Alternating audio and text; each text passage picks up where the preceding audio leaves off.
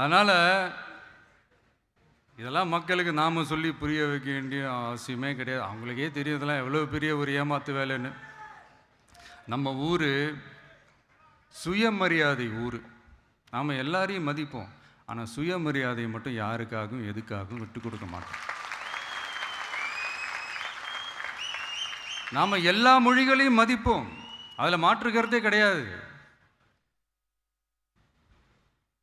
தனிப்பட்ட முறையில் யார் வேணாலும் எந்த ஸ்கூலில் வேணாலும் படிக்கலாங்க.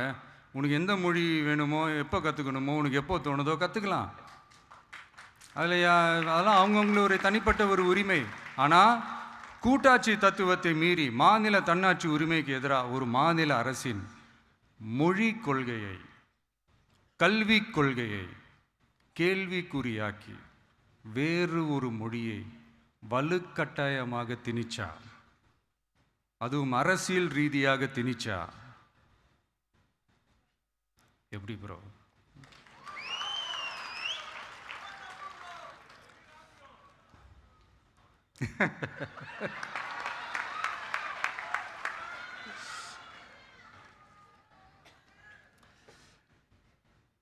அதனால் நம்மளுடைய தமிழக வெற்றி கழகம் சார்பாக நாமளும் இந்த பொய் பிரச்சாரங்களை எல்லாம் புறம் தள்ளிவிட்டு இதை நாங்கள் உறுதியாக எதிர்ப்போம்.